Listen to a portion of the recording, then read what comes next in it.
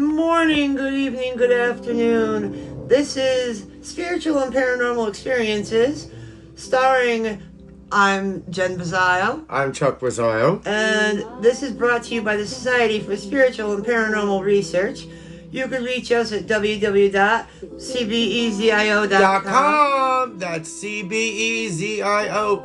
And of course, we are the Psychic Couple. And you can reach us at the psychiccouple.com. Psychic Couple, all one word, .com. Psychiccouple.com. And now we're going to do the tools of protection. And that's brought to you by the Psychic Discoverer. And you can reach him at www.psychicdiscoverer.com. All one word, psychicdiscoverer.com.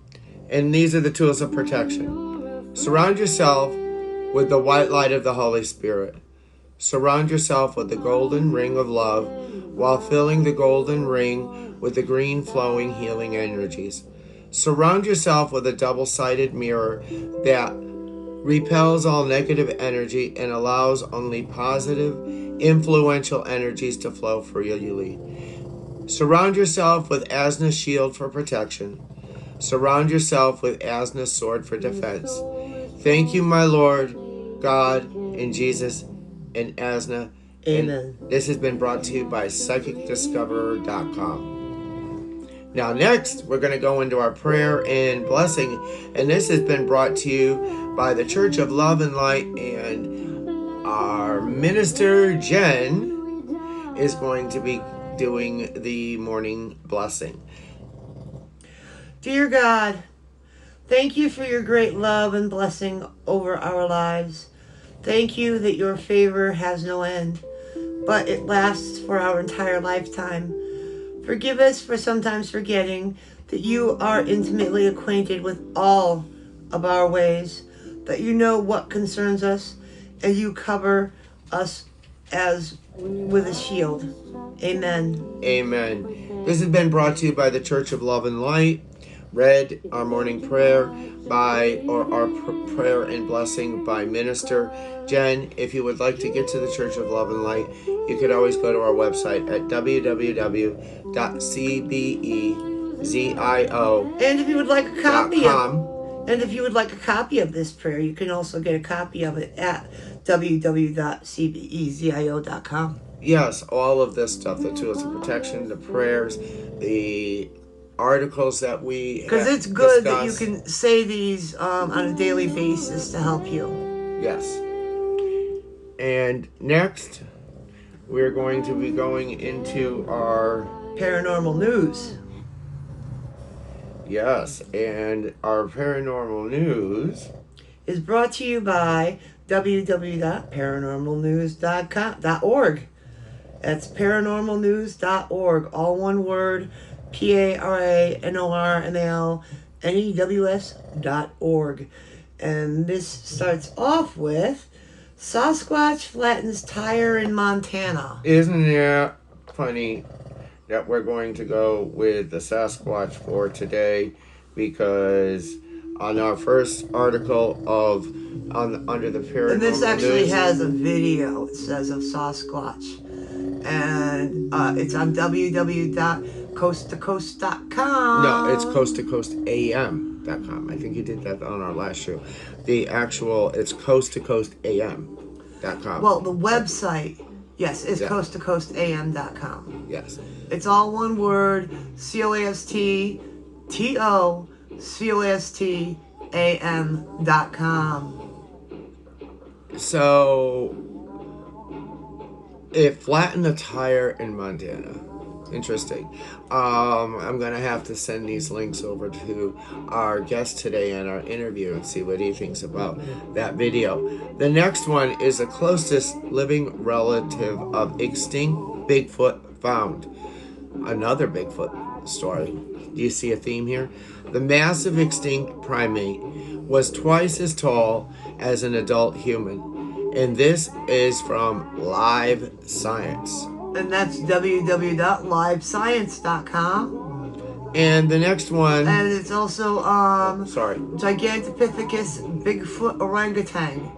So... Yeah, if you did a search on livescience.com and you looked up what did you call it? Gigantopithecus. Bigfoot, orangutan cousin. Yeah, he one of the branches off the chain. Well, speaking of orangutans, not only are they on the endangered species list, but if you watch their characteristics, they are extremely intelligent. They have been using tools, which is a evolutionary leap for this type Yeah, of but they've primate. been using tools for years. Oh yeah. No, I know they have, but I'm just saying. They've always used tools. Yeah. They use grass reeds to go down into the holes of the ants and pull the ants out on the grass reeds, and then lick the ants off the grass reeds to get their proteins. Yeah.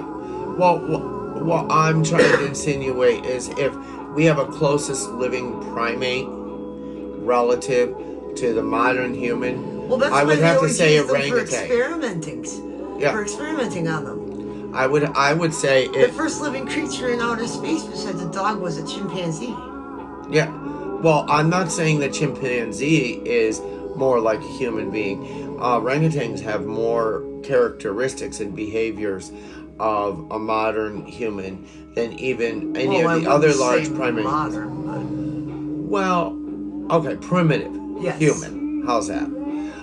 It is also interesting that the Planet of the Apes chose the orangutans as the leaders. Yes. Of the, I'm just throwing in that. And then the apes were the army, the soldiers. Yes, and yeah, and what was the chimps, like the smart ones? Yeah, they were the doctors. They were the scientists. Yeah. They were the philosophers. But no, it's interesting about the orangutan, and they're on the endangered species list. We need to protect these animals. We're destroying their habitats and poaching. We're destroying so many habitats. We lose animals by the dozen, by the hundreds of thousands. It's bad Every enough single day that we've never even discovered.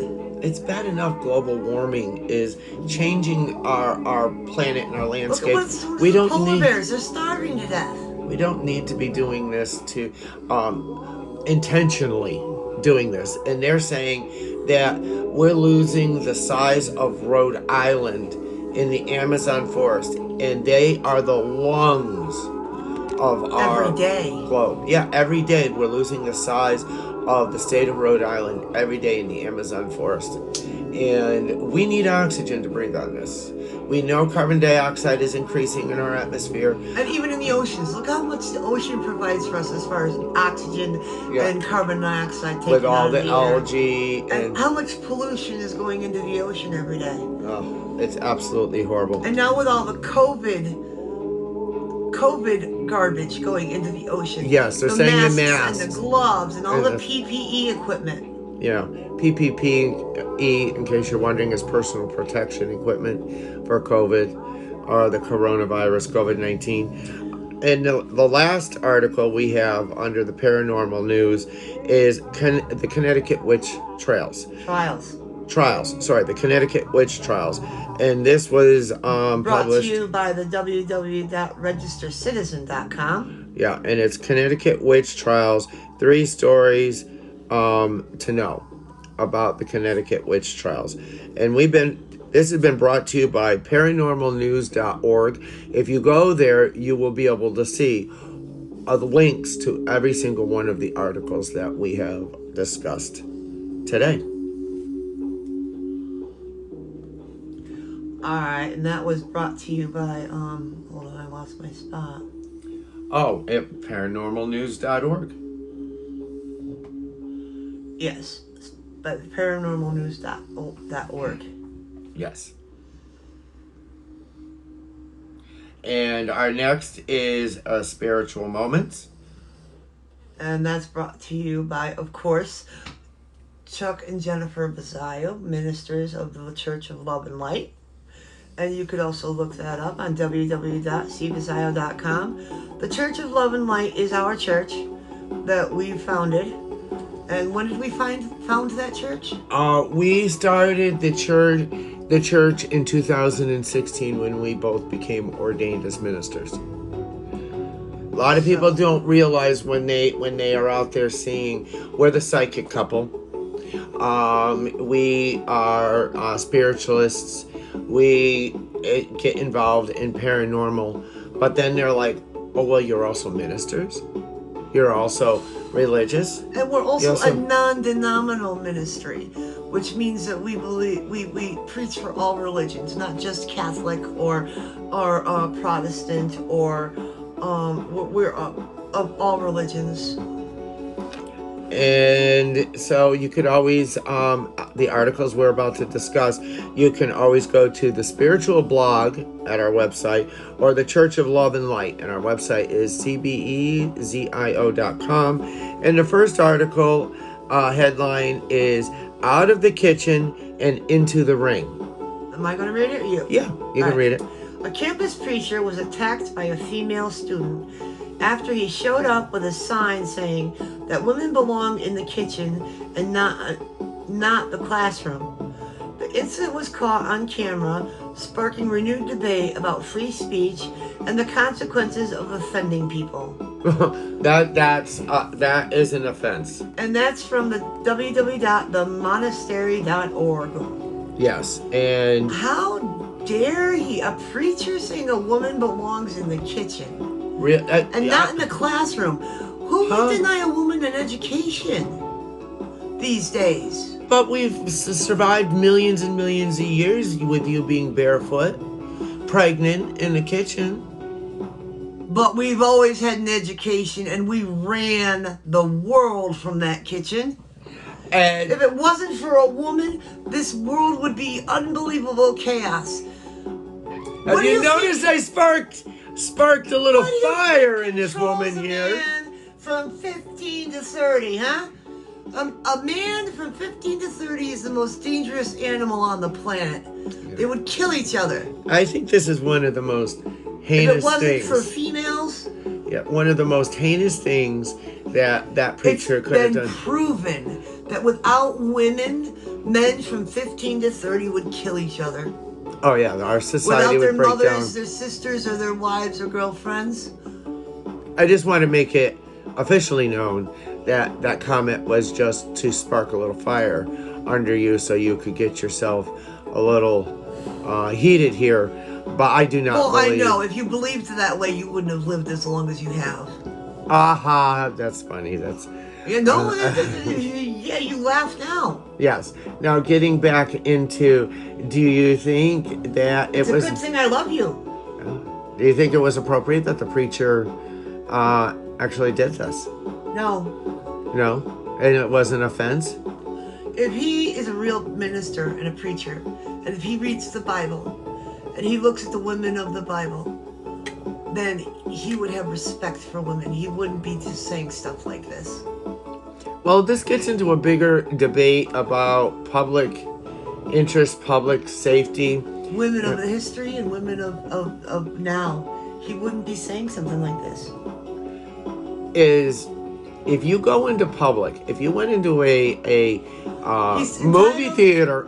He's entitled to his own opinion. Well, no. If you went into a crowded movie theater and you screamed fire and you created a riot that ended up hurting, mass panic, and you would be considered causing a public nuisance, a public hazard. It is a crime. It is a crime of terror. If people died, it would be manslaughter.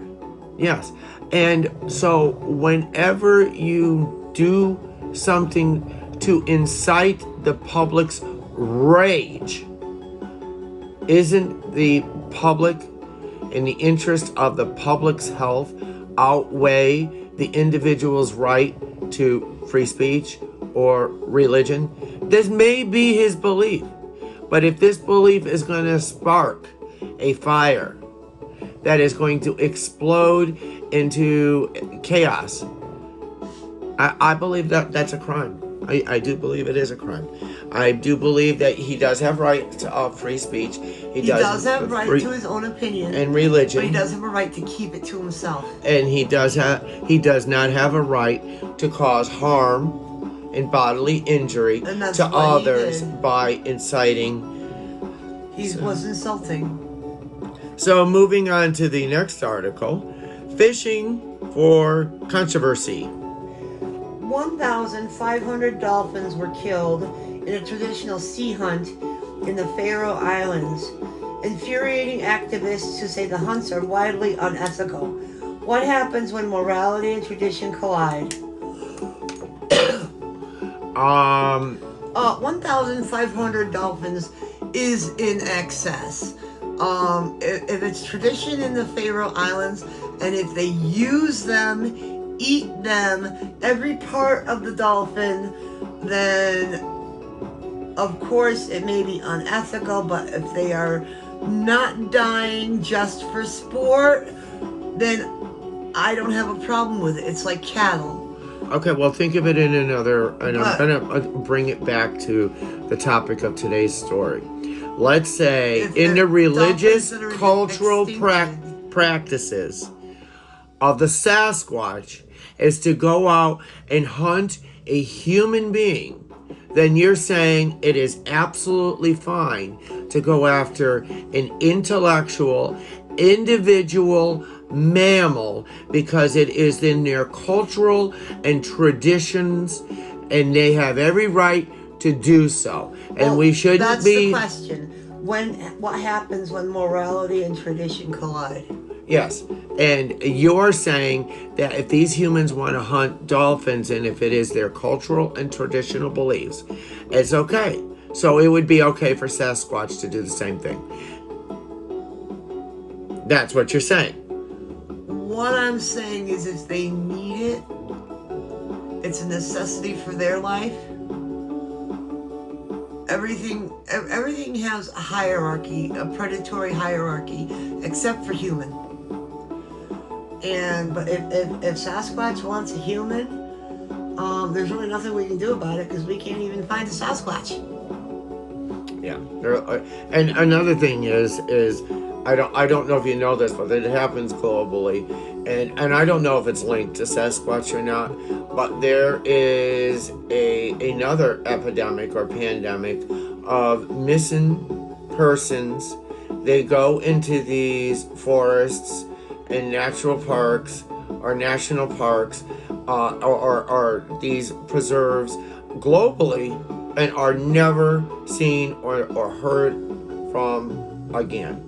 And the statistics of what's happening in these areas of large rural areas is much people missing is much higher than what's happening anywhere else in our modern society. So something's happened in nature with human beings. And am I linking it to Sasquatch? No. But what I'm saying is that what if it is a cultural and traditional religious practice of these intelligent creatures living out in the forest? Is it acceptable to actually hunt and kill human beings? Or are we going to say, oh no? But if we're going to be saying, oh no, then we can't be hypocrites in doing the same to intelligent, sentient creatures, mammals like dolphins. There are some that are just... We try to save as many as we can, but there are cultures that still do whaling and still hunt dolphins and still hunt everything from the ocean. Yeah, I know the Japanese, it does their annual whale hunt around the Antarctic, and it still sparks a lot of controversy. Green and all of those Save the Whale organizations. There are people that still hunt the turtles. Yeah. The leatherbacks, and those are endangered already. And that's the thing. If the species is on the endangered species list also, and they are part of the global community, and that they should be respecting what modern society is saying, that it's morally and unethical to be actually hunting these species. It doesn't help that with our last president removing the endangered species from the endangered species lists. That was one of the very first acts our current president actually reversed, which I was very happy about. And now he's just got back into the global warming climate accord, which I do believe is a very good thing. And going on to the next article. Rain of fire. Scientists have discovered an explanation for the biblical story of Sodom and Gomorrah, as new evidence shows a dramatic cosmic event may have caused the destruction. I do believe that it was a cosmic event. Whether you want to believe, I don't know if it was cosmic or if it was volcanic, but there was still the rain of fire, the brimstone, the fire, the rocks of live lava and stuff coming down from the sky. What happens? Think of it this way: what happens when you drop a boulder into a lake? What happens to the water? It boils. It steams. And doesn't the water get displaced and create a wave? Yeah, it gets displaced, but it also steams. Yes, and it gets hot, and if you put enough into the water, everything dies. And think of a meteor coming and crashing into Earth, and slamming into the Earth's crust, right into the magma, which is lava.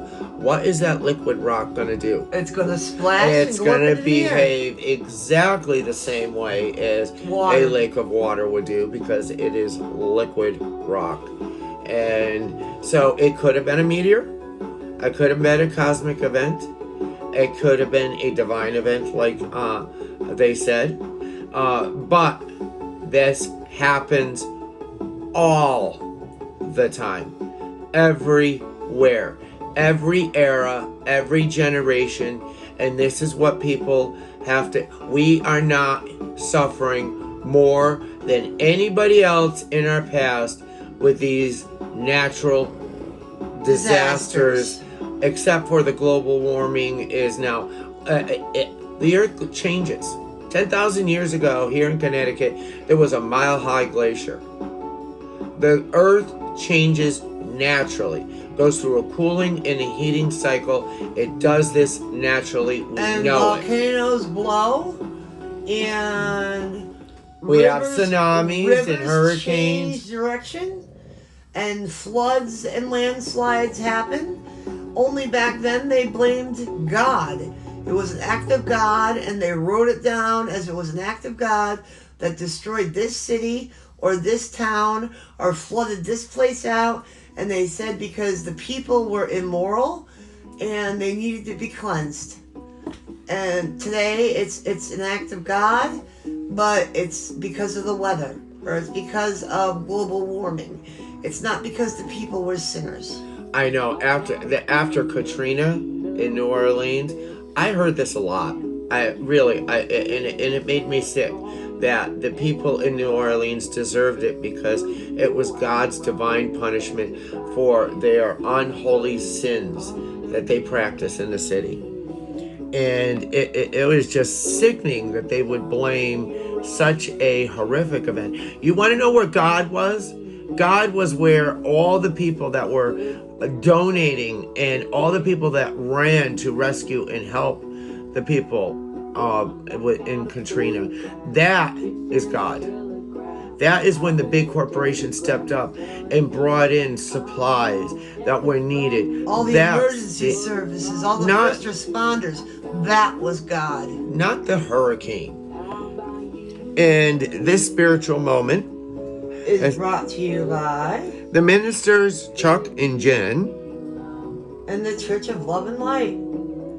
And you can always go and find these articles on the spiritual blog and the Church of Love and Light. And www.Cbezio.com. And up next, we are going to have our show guest. Part 2 of our show guest. Seeking Sasquatch. Interview with Chris Reinhardt. 3, 2, 1. Okay, welcome to part 2 of Seeking Sasquatch. We spoke with Michael and Shana Nelson on part 1, and they are beginners to the group. So we're speaking with a more senior member of the group who's been around the block once or twice. So tell us who Chris is. All right, my name is Chris Reinhardt, and I live in the northwest corner of Connecticut. I've grown up in a small town called Winchester, Connecticut my whole life, and I've been interested in Sasquatch my entire life. Watched all the specials when I was a kid, but I never got interested in Sasquatch until about 6 years ago when I got rid of cable and was introduced to streaming. And then when I searched for Bigfoot on streaming, it opened up a whole new world for me. So that's my story that leads up to my Sasquatch experiences. What is the name of your organization that you're involved in? Okay, well, the name of my YouTube channel and everything, the main name is called Discover Sasquatch. The investigation part is called Berkshire Mountain Sasquatch, and the tech side of everything is called Squatchography. Squatchography. Interesting.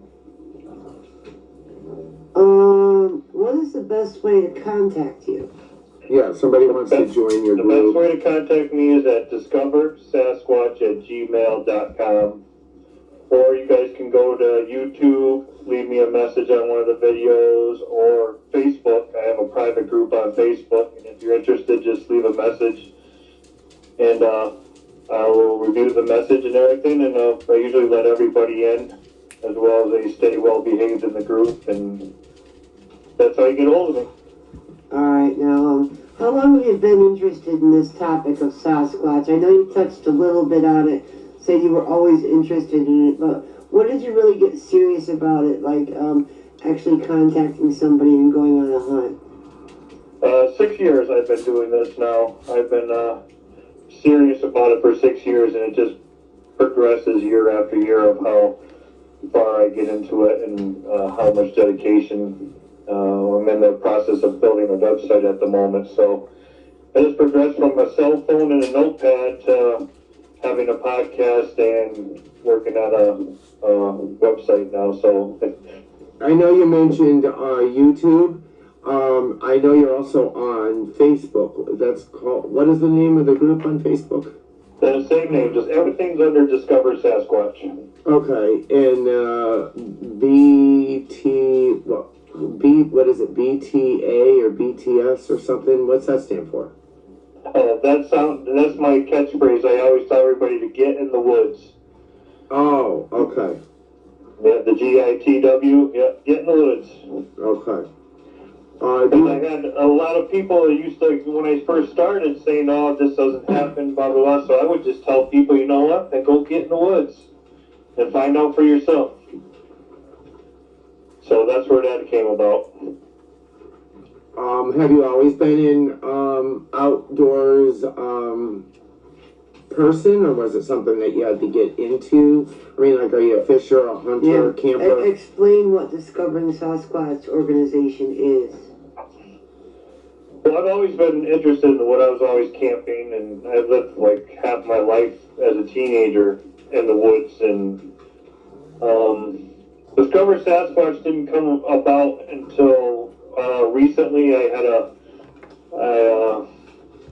I separated from a partner, and I had to change my name, so I went over to Discover Sasquatch, and that's how it came about. Okay, so let's get more into what a Sasquatch is. What is a Sasquatch?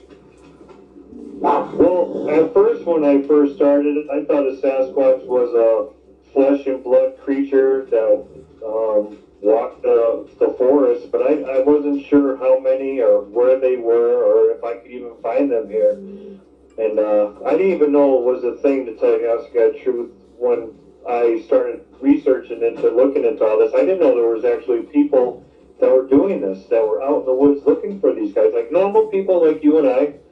And that's what they would do on their pastime, on their hobby. And I didn't even know that was a thing. So I decided, you know what, I'm going to give it a shot. I'm going to go out in the woods and I'm going to see if I can find this stuff. And I started finding this stuff, and 6 years later, I'm still going at it. It still interests you just as much as day one? Oh, yes. It gets better and better every year. It's progressing. Yeah. Is there a difference between Sasquatch, Bigfoot, Yeti, the abominable snowman? I think it's in sizes and areas like the skunk ape, which is just found down in Texas and Florida, is always described a lot thinner and a lot smaller than a Bigfoot, say from Canada. Canada Sasquatch are huge creatures, 17-inch, 19-inch footprints, but down in Texas you'll find 14-inch footprints, and they're very skinny and the reports and fast and like to climb trees. So I think the difference between each area is just the names are given, like the Yetis and the Himalayas, and the Grassman is Ohio, and all the Indian tribes have their own names for them also. So I think it's just I think it's the area that they're in and how they have to adapt to the way of life in those areas is how big they are, and that's the main difference between most probably of those. The climate and their food supply, what they're capable of eating. And now, when you go out on your visits or your hunts, do you go to the same place? Usually, like you have to build a relationship or a familiar scent with the ones that are in that area to even get close. Yep, that's how we approach it. With these guys, in my opinion, are creatures of habit. They feel comfortable if you do the same thing. I do pattern hikes. I always do the same hike. I use the same whistle as an ID. That way they know it's me. They know where I'm heading, so they can either get ahead of me if they want, or they can follow me in back, and they know I'm not going to trick them. I'm not going to do anything. And I always follow the same patterns at every area I go to. And I know sometimes I introduce new people to it, and it gets boring after a while, but the results at the end of the day are well worth being repetitive. Have you ever been threatened or scared while looking for Sasquatch? My first experience that I had in Missouri, I always believed, like I said, I was always a believer, but I didn't know. I didn't think it was going to happen. I didn't think I would see them. And when I was in Missouri, I had one approach the tent and huff on the side of my face through the tent while I was at night at about 2 o'clock in the morning, and I shook for about 20 minutes. That was probably the only 20 minutes. I think I would I've still ever had so far. Only 20 minutes. I think I'd still be shaking. Yeah. Oh, my hair. I just told you that story. My hair is sticking straight up my head right now. Yeah. They're curious, but they so like to blend. So blend. close yet so far away. Yeah, they're curious creatures. Oh yeah, they're watching you as much as you're trying to find them, and they're masters at what they do. They stay hidden.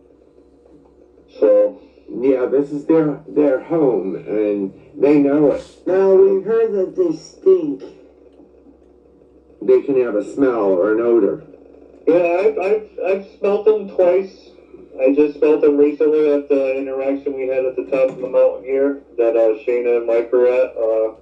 I first got to the top of the mountain, I smelled them. It's like a skunky, wet dog smell, but it goes away instantly. It's not like it sticks around for that long.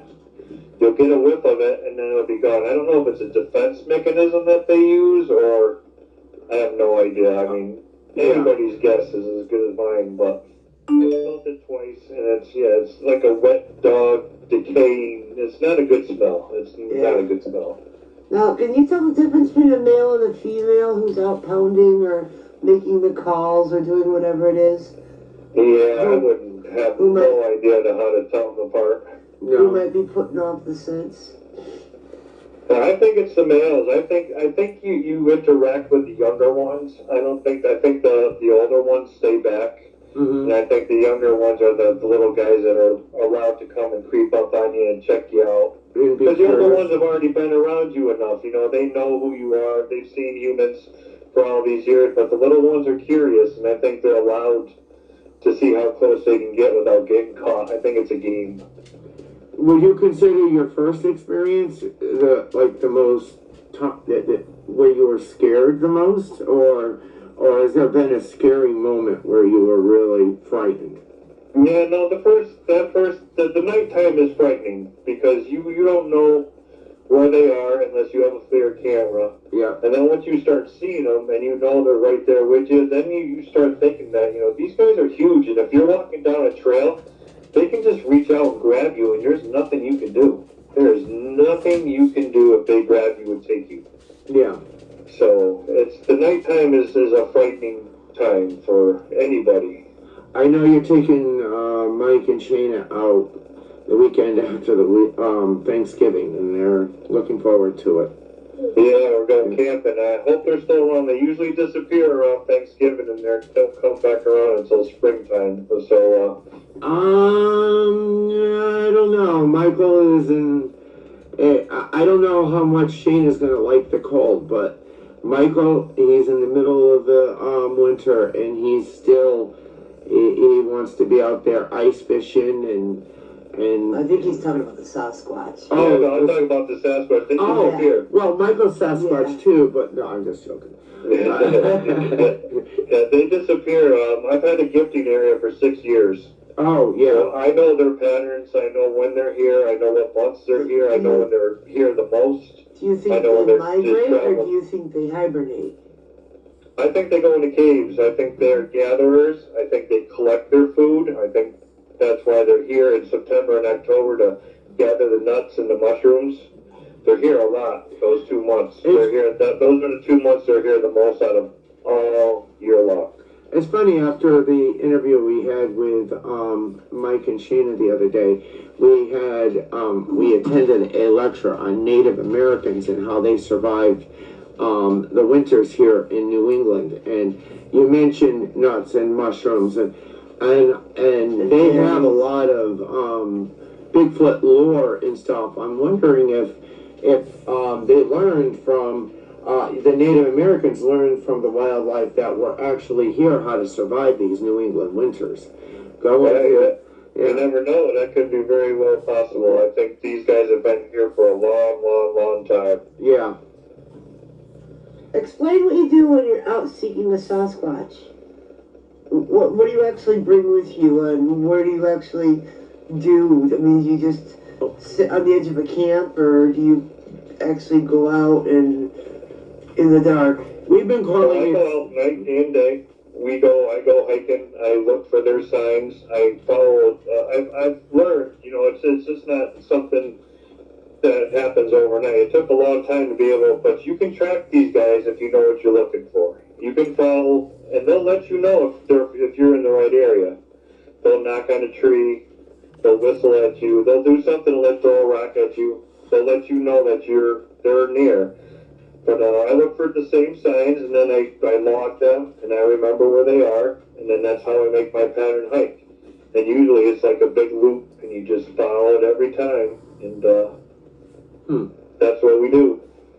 You're consistent, and I kind of can understand that. Know the environment, know the animal. The safer you'll be for yourself, but the safer it is for the environment and for the animal. We're pug and Persian breeders, and we had to really get to know our animals in order to make sure we bring a healthy puppy or kitten to 8 weeks old. And the more consistent you are with them, the more relaxed they are, the more at home they are, the more you become part of their world. Yeah. Right. It's trust. You're building a bond. That's very important in this. And I tell everybody that I don't believe these guys will hurt you. I really deep down believe that there's something else in the woods that's doing the harm. But I don't believe the Sasquatch are the ones that are hurting anybody. That's what you call a group of them is a pod? I call them a family unit. That's what I would call them. I don't know how many of them together. The ones that we've seen are was a small family unit. It was 3 of them. Yeah. And we would find dad's and mom's print, and then we found the little one. And you did find a little one off at the area that we were at, where they just had a baby, and we would find the little small prints. And 6 years later, I think they left them by himself. I think this is his territory now, and he's meant to be here, and I think mom and dad moved to another place. I believe they have a territory. I don't know how many miles, but it's, that's what I think happened, because we didn't see mom and pop's footprints anymore anywhere, and they would come around once in a while, but we would always find juniors, and we always thought it was a male because he had short, pudgy feet, so with a big toe. With a big toe? Oh, so the female print is different on their toes? Yeah, long and skinny are the females. That's what we believe. Okay, that's interesting. And yeah, you mentioned about the infants and in the adolescents. I think you touched on this once. They can be pretty much found in all different environments around the globe. I think everywhere other than the deserts, I would say. Islands. Deserts. Who knows? They could be on the islands. I know they've never been seen in Hawaii or any place like that, but the Philippines has their own version of a Sasquatch, and Japan has their own version of a Sasquatch, so... The term in New England, in the Northeast, is it Sasquatch, or... Because you said you started in, what, Missouri? Well, I started here in Connecticut. I've been all over the place. I've traveled to Colorado. I've been to Missouri, New York, Massachusetts, Florida. Oh, so if we use the term Sasquatch in the Connecticut area or in the Northeast, people are going to pretty much know, or are you going to have to use the term Bigfoot or Yeti? I've always heard that Bigfoot it's a commercialized name, so they find that, how would you word it? It's disrespectful. For the Native Americans, so I call them Sasquatch. Okay. Always.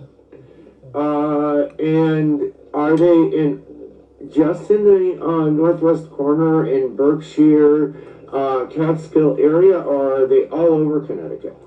Oh, they're all over Connecticut. I've had people just reaching out to me lately that have had experience in Burlington and down in Groton area and down near Danbury, down near Squat's Pond and places like that. So they're all over the place. People think that you have to travel into the deep dark woods to find these guys. They're right here. There's more than people realize that are out there. A lot more. What time of the year did you find the birth or the infant? Was it spring like other mammals, or was it in the fall, or?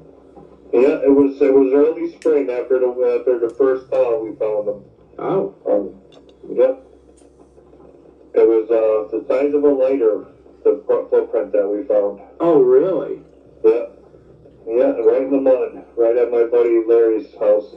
That's where we started. That's where we had all the interactions starting that happened. The really good stuff at first.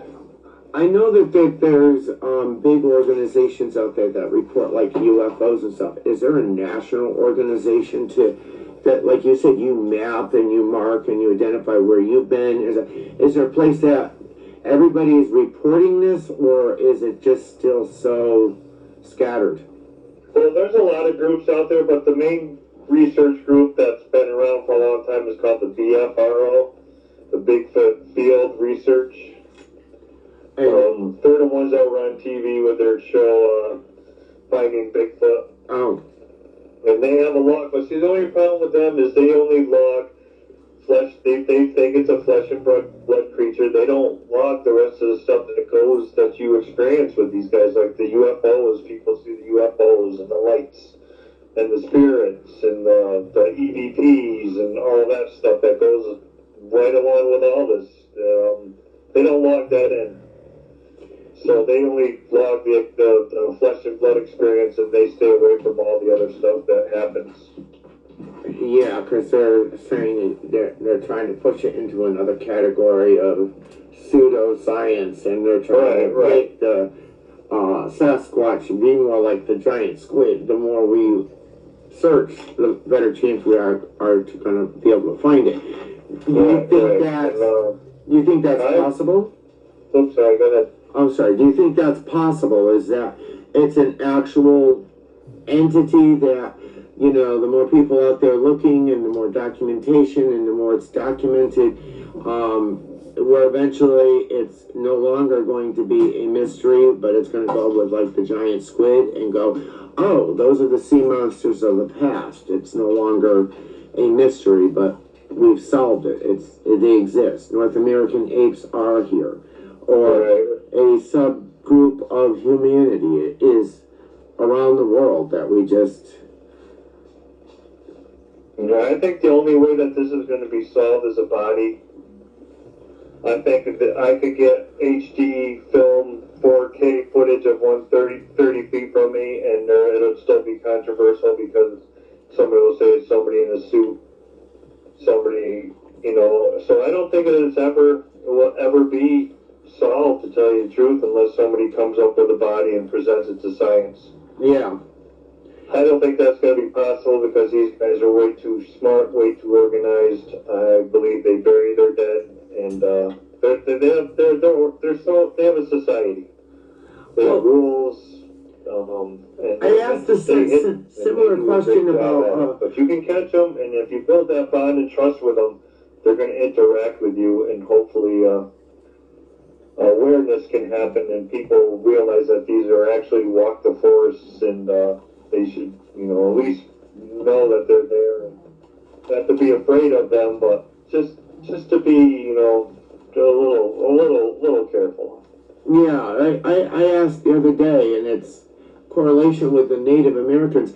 Why are we not finding the burial grounds of the Native Americans more? And we know that this whole region was overpopulated with Native Americans at one point, and he's like, they don't know, their burial practice has changed. And I'm like, but you can go around the world and you can find bones everywhere, and the Native Americans, and they're like, the expert from New Hampshire was like, we find them from time to time, but we do not find them in large quantities, and we know that there was a large population when we started colonizing here. And it goes into saying the same thing with the Sasquatch. Just because you're not finding the bones or the burial grounds doesn't mean they're not here. Doesn't mean they don't exist. What are they going to say? In 200 years, Native Americans didn't exist because you can't find bones in the ground? Or what happened to them, you know? Right, yeah, because these guys have always been reported all over the years. That the earliest here is called the Winchester Wildman, 1895, documented Sasquatch sighting. The mayor of Winston was out picking berries with his bulldog, and one jumped out of the berry bushes at him. And it was in all the papers. You can even Google it. It'll come right up the Winchester Wildman. And it was even back then tried to be hidden. Said it was a lunatic from the insane asylum up in Litchfield. Escaped. And he was living in the woods here in Winchester. And that's where they were seen.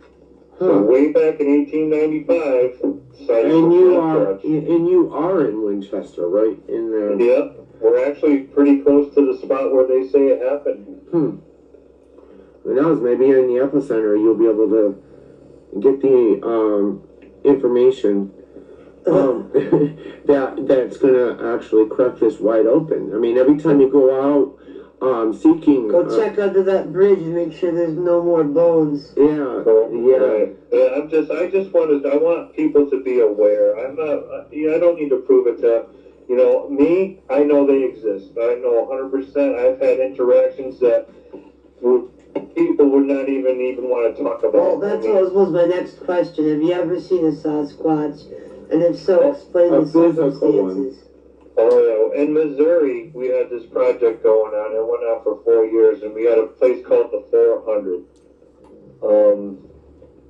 It was unbelievable, the stuff that happened there. I seen, for the first 2 years, I seen the Sasquatch on thermal many times. My buddy, my ex, well, what anybody, a friend of mine, he even approached a little one, and we got it on film. All on thermal cameras, you can see them all the time. It was just, the area was incredible. The stuff that was happening, we found prints and trackways, and they were throwing rocks at us, and they would leave a rock in front of our tent at night, and that's where I got huffed on the side of my face. The last year we were there, 2 o'clock we were at the point where the two little ones, there was a family of four there, we knew that after 5 years. The two little ones were starting to come and be brave, and they were coming up during the day. And we seen the two, we thought there was a boy and a girl because of little chubby feet again and the long skinny feet. And we seen them on the thermals, so we approached them, and the little one got up and he ran, and he trucked around, and he jumped behind this rock, and the guy that was there seen him, and I grabbed my camera and went over there, and we filmed the top of his head. Oh, really? 2 o'clock in the afternoon. Hair blowing in the breeze, you could see his ear. It was crazy. I seen them 60 yards away, you could see them. And they're fast? They're wicked fast. Yeah. Fast. When you go out, what type of equipment are you using? I bring my cameras.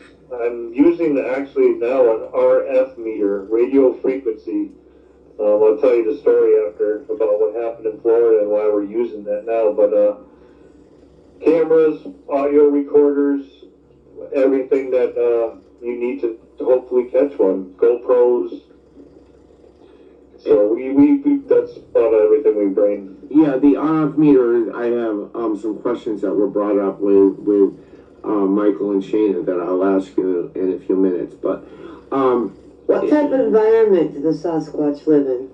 They live in all types. Yeah, they live in the forest swamps, and they live up in the Himalayas. I mean, they go for all extremes.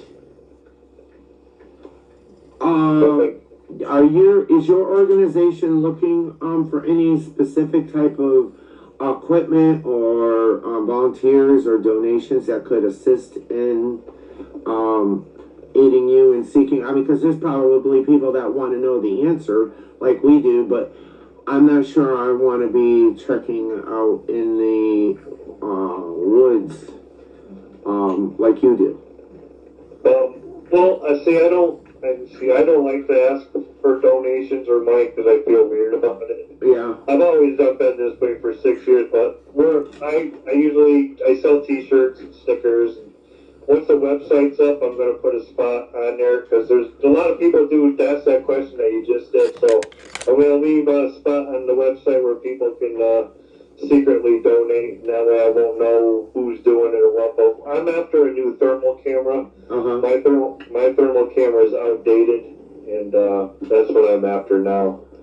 When you do get your website up and running, make sure you don't forget to tell us, because we will definitely promote it too. Oh yeah, sure will. Thank you, I appreciate that. And the other question I have is, we've been told that it could be beneficial because of female hormones, human hormones, having females in the group could also bring more attention to the Sasquatch out there, and might become more interested in what might be going on with you guys. Is that something that you have experienced? I've used gorilla pheromone chips, and that's female gorilla estrus chips. Yeah. And we've had some pretty, down in Florida is where we first used them, and it was pretty intense. And the last question is, and you might not know the answer, but is there any idea how long of a lifespan Sasquatch is?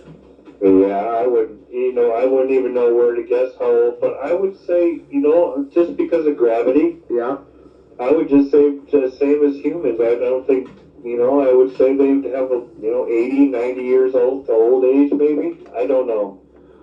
And the last part gets into the pseudoscience part of it in the RF meter. Lately, there's been a lot of chatter about UFOs, extraterrestrials, and if you see a Bigfoot, then you're going to see a UFO or an alien, or vice versa, the paranormal, that this belongs in the paranormal or at least realm. interdimensional.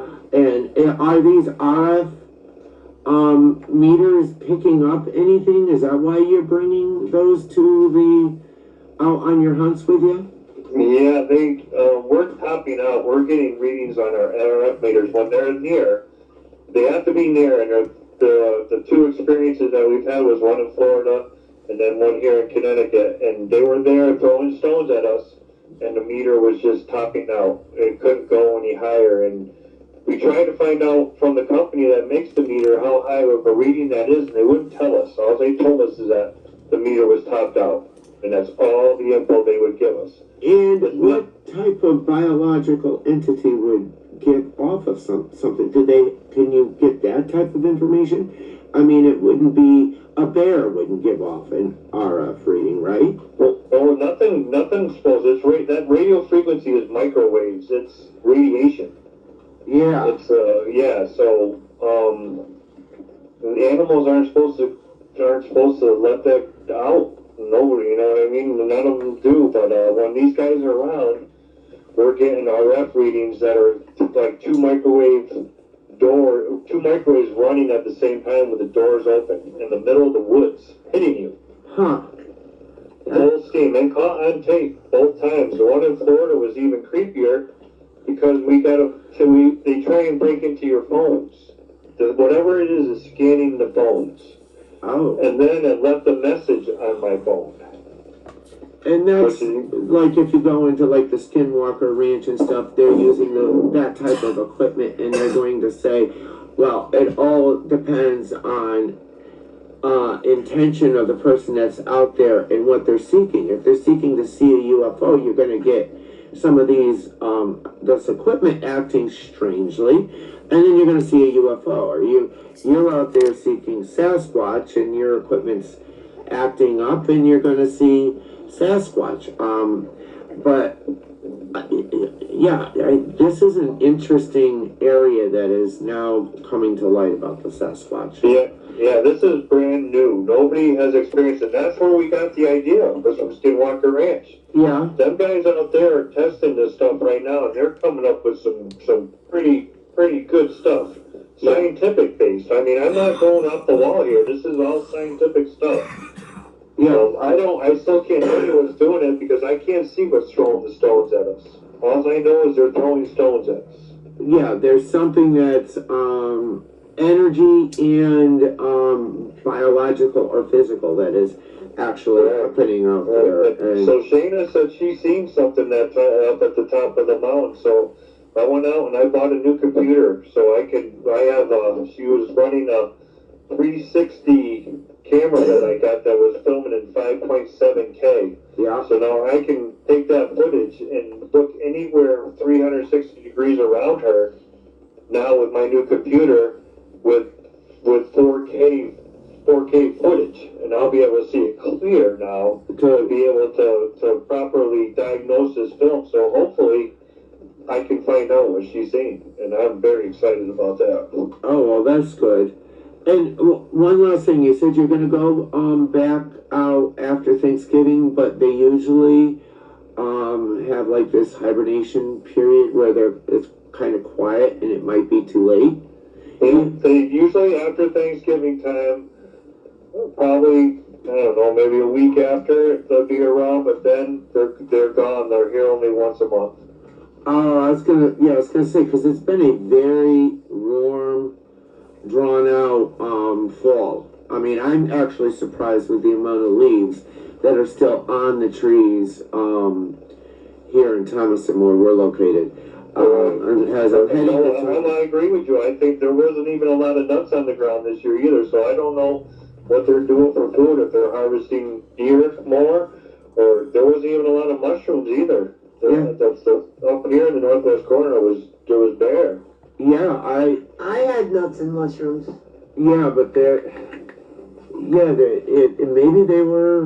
it's going to be a long winter. Who knows? But I know that it's been a long, drawn-out, warm fall. I know last weekend when the temperatures dropped, it was the first frost we had. And we usually get frost in September as the first frost. Right. And it's like 2 months late. So maybe they might be around if it doesn't dive down wicked cold real quick. Right, no, they'll be around Thanksgiving. I know that, but then after that, every year for the last 6 years, that's when they say goodbye. Yeah.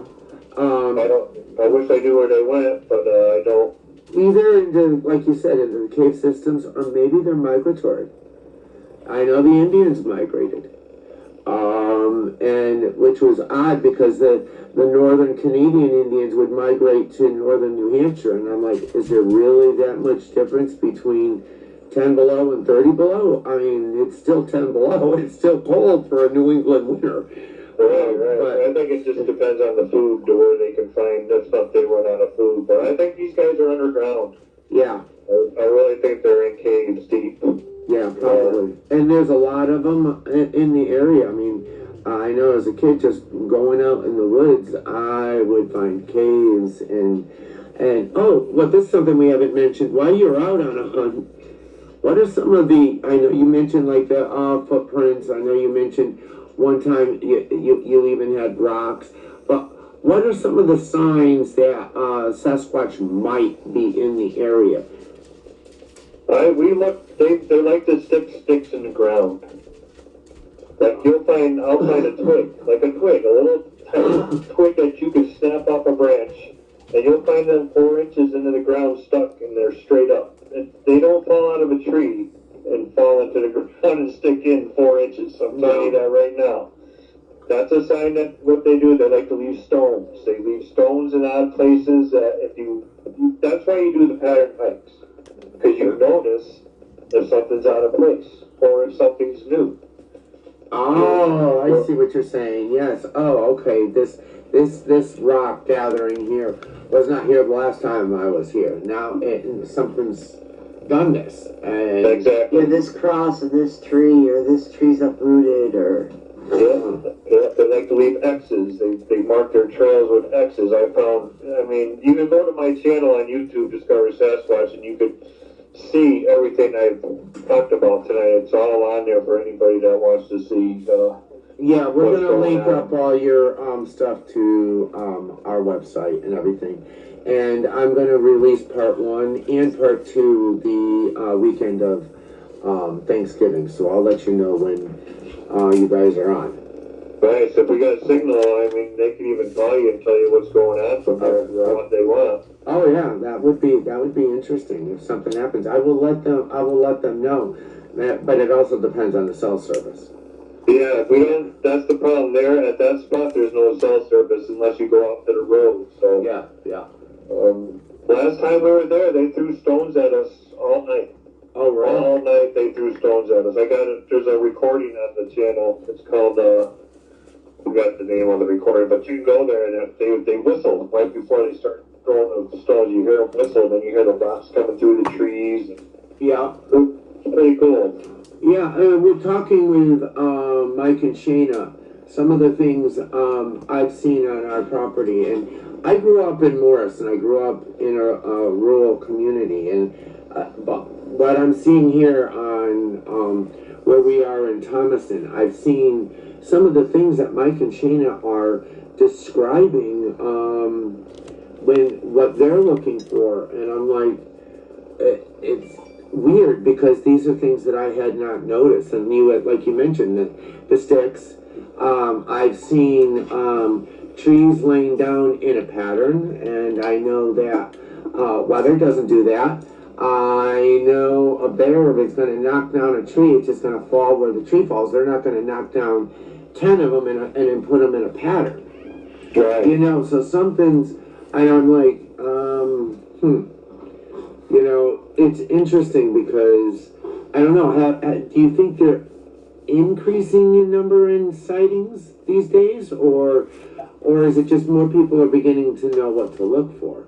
Well, I think it's a combination of both. I think there's something coming. I think good versus evil is coming. Yeah. I think the way the world has been the last 6 years, that evil has taken too much of a leap forward, and good is going to start coming out. And I think that's why there's a lot of more sightings, because there's a lot more creatures that are out there. There's a lot more reports of that dogman thing, and I don't care to find that thing. I don't care to look for that thing. I think that thing's evil and not from this earth, and I don't ever want to see it. And like I tell everybody, as long as you do spiritually, you do the tools of protection and to protect yourself spiritually, you'll be fine. It's the biological part. You don't want to come across a bear. There was just a moose in Torrington. You know, it's rutting season for all the deer, so you got to be careful when you're out there, because there's also wild animals out there that are not just going to be curious. Just not crypto. Yeah. Right. No, I know the moose are very deadly. That's the thing I fear the most in the woods is the moose. Yeah, and I guess that my sister saw a female Saturday up by Home Depot, and then they had photos of a male with antlers up by Home Depot on Monday. So they're here. Oh, yeah, they're here. They're big. They're huge. Yeah, they're huge. Yeah, the first time I saw one in Morris a couple of years ago. I'd never seen one before, but it looked like at first it looked like a deer on stilts. It was so tall up until I realized it was just too long. Then it turned to look at me, and I'm like, that face has a very long, and that is not a deer. It's a moose. Mm-hmm. Yeah. They'll stop you. They'll stop you to death. Oh, yeah. So, well, thank you very much for your time, and we will uplink your website to our website, and we'll let you know when we got to put the rest of our show together, because you'll be an interview. Like I said, it's going to be a 2-part show. Okay. So, okay, thank you very much. All right. Thank you very much. Have a good night. You too. Bye. Bye. Bye-bye. Well, I hope you really enjoyed our interview with Chris, and we are going to do a follow-up show with Chris, Mike, and Shayna. And now we're going to move into the final parts of our show for today. And that is the Predictions and Prophecies, brought to you by the Psychic Couple. And who else is that but Chuck and Jen, and you can go to our website at www.psychiccouple.com. That's Psychic Couple, all one word. .com. And the Psychic Couple does predictions of what we see. Inflation. Inflation is going to be going on with inflation. Everything's going to keep going up, and it's all because of COVID, and there's no reason for it, other than there's nobody picking the fruit and food, there's nobody making the food, it's all still there, it's just that there's nobody wanting to work. Get used to the rising prices, because the economy is having a lot of issues in transporting, a lot of issues in picking and harvesting, a lot of issues in preparing. And there are tools in place for this to be resolved. And I'm not sure why the Fed is not upping the interest rates to actually contract some of this inflation, why they're not monitoring it. I wish they really would, because it's going to get out of control. And there are tools that can be... Yeah, gasoline, especially oil. Yeah. We have our own oil reserves here in the United States. There is no reason why we should be paying more than $3 a gallon of gas. And that goes into the next prediction. We should be in our own oil. Gas/oil motor vehicles versus the push for Electric renewable and battery. and alternate. I do see that it's going to take a generation, but we are phasing out gas and oil. Oh yeah, they're motor doing it vehicles. big time now. So They're starting it big time now with all the electric cars. The only problem is because of COVID, they're having problem with the microchips to run the computers in the cars. And yes, it's a big topic. So Because that is a both times- setback. Now, whether or not it's a real problem, or whether or not it's the government and big oil wanting to keep the other cars on the road, is yet to be foreseen. But that's a big problem right now. And you mentioned COVID and both of those other predictions regarding inflation, the gas and oil motored vehicles. Yes, Well, and then there's COVID-19. COVID. And this is, I'm going to talk It's more here to about stay, it. people. Yes, it's going to be boosters. Just like the flu. Yeah, I do believe unless they figure out a way to come up with a better Completely vaccine. annihilate it. It's like AIDS. It's like the flu. It's going to be here to stay. We'll figure out better ways to battle it and better ways to stay alive living with it. But we're going to have to live with it. And then we do a little sample cold readings for some of the people that have contacted Psychic Couple at psychiccouple.com. And the first one is Daniel from Meridian, Connecticut. His birthday is on June 1st. Also, if you do contact us, we need your first name, the city and state that you live at, and your month and day of your birth. You don't need to give the year or address or anything like that. Just your name. Yeah, your name, the city, the state, the month that you were born, and the day you were born. And his question is regarding family. I get that your family's been touched by COVID, and there aren't many people out there that haven't been touched by COVID. And 20 and 21 have been very difficult years for your family. But 22 is going to start looking better. There's not much that you can do about what's going on. It's out of your hands. But 22 is going to start looking better. As far as finances are concerned, the Lord will always provide, and you'll pull through it. Yes, family, I think you need to remember to keep them close. Try when you are sitting with your family members, and especially in a big group, because you can plant seeds of positivity in a large group and watch it blossom. Stay positive. Try to find the good in the bad, because remember, in every dark cloud there is a silver lining, and this dark cloud is a learning experience that you need, your family needs, in order to bring you to more enlightenment. It's your journey, it's your life more path. of an even balance. The next one is Rose from Topeka, Kansas, and she was born on September 15th, and she would like to know about UFO disclosure. There will never be a hard, full-closed disclosure. They will never turn around and say, yes, there are aliens, and here's the pictures, and here's the proof that you've been looking for your entire life. They will not put one on the TV and it's talking to you. No, that will never happen. Everything is going to be soft.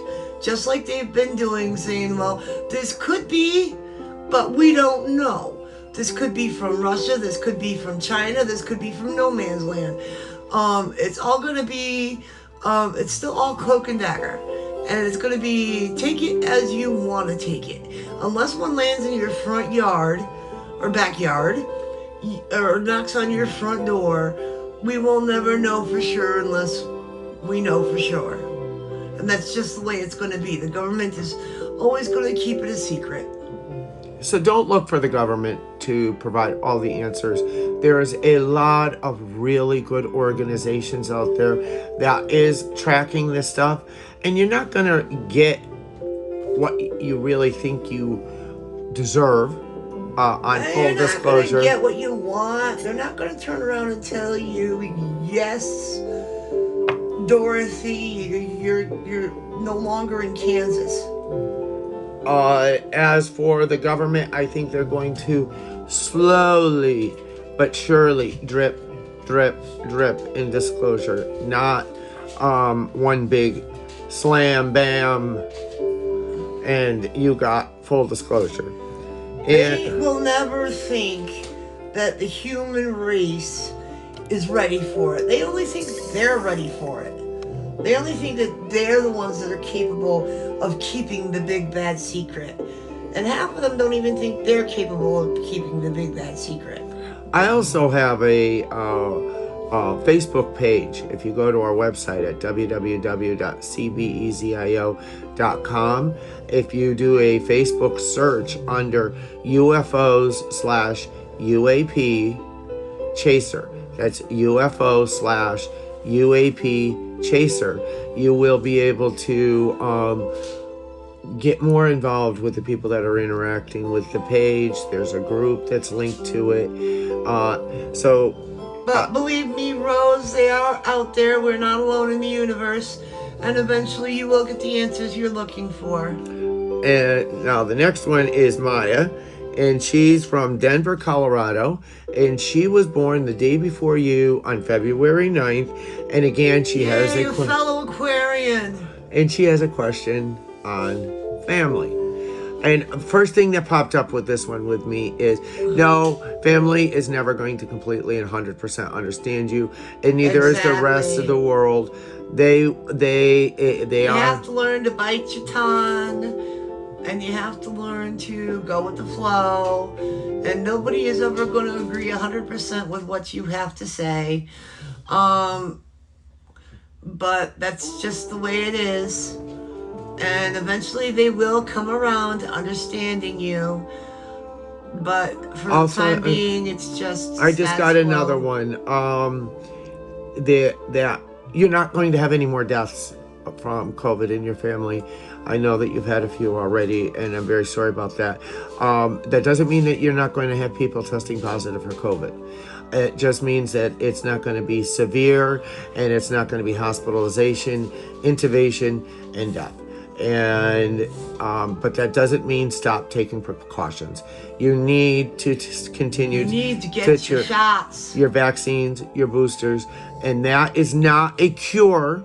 That is a tool in the toolbox. And wear it's your not mask. A government conspiracy either.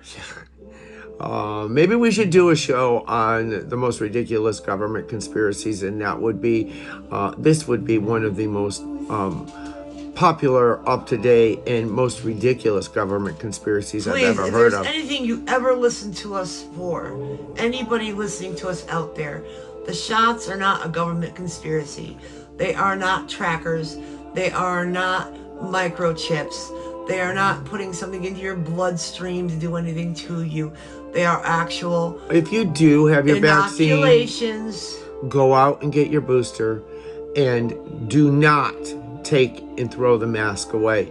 Continue to wear your mask. Continue to social distance. Variants out there that can still make you sick. There's a lot of people that are refusing to get vaccinated, refusing to get their boosters, refusing to wear masks. They're not social distancing. They are not washing their hands, and they are spreading this around. And it's sad, but it can expose us too. So wear your masks, social distance, wash your hands, keep yourself safe and sound.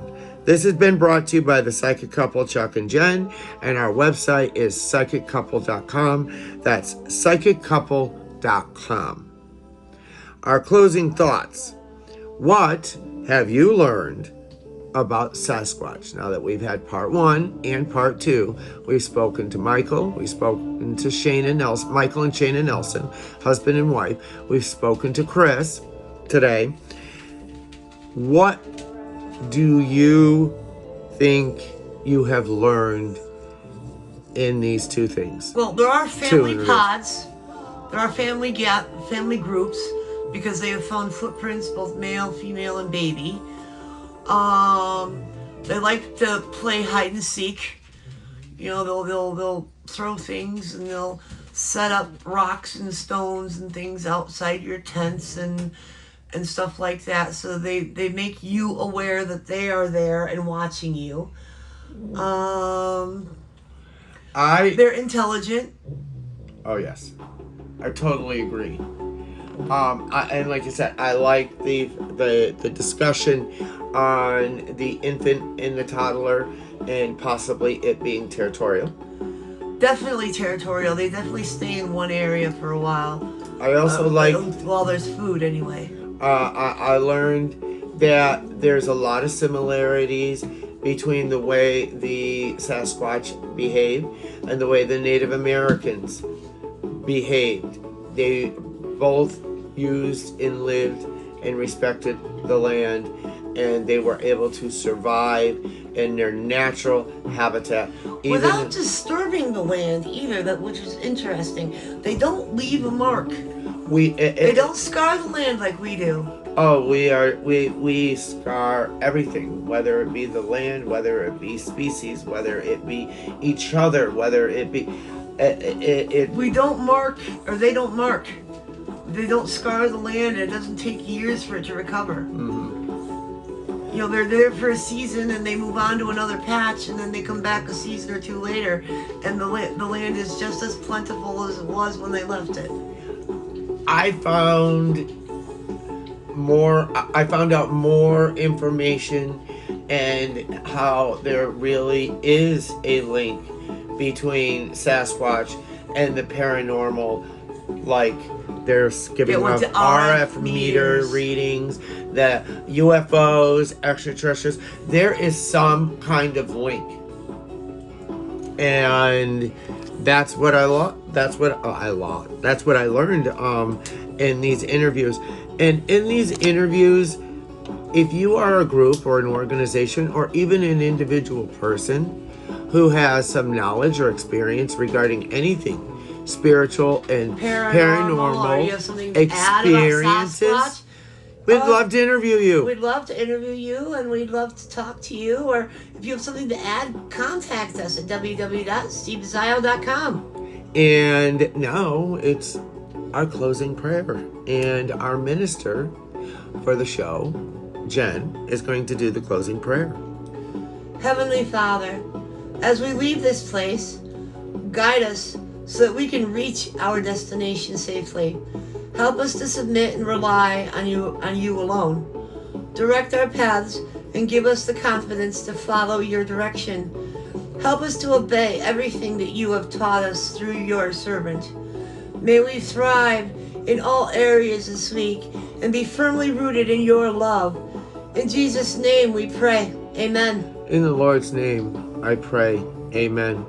This has been Spiritual and Paranormal Experiences, brought to you by the Society for Spiritual and Paranormal Research. I'm Jen. I'm Chuck. And our website is always Cbezio.com. That's www.Cbezio.com. And look forward to our next two shows regarding Christmas. Then we'll have two shows after that regarding the Psychic Couple Psychic Predictions. And we will then go into our follow-up with part 3 of Seeking Sasquatch. And soon we will be having a live psychic event. Sorry, I should have added that in the beginning. Psychic event on December 7th at 7 p.m. So if you... We'll be live on Facebook answering your questions. Yes. So if you go to psychiccouple.com, all one word, psychiccouple.com, you will be able to get to the psychic reading live event that we will be taking readings and answering one question per person, whether it be in a chat room or whether it be through Facebook Messenger audio. We will be speaking with you directly. Until next time. I'm Jen. I'm Chuck. God bless. Bye-bye.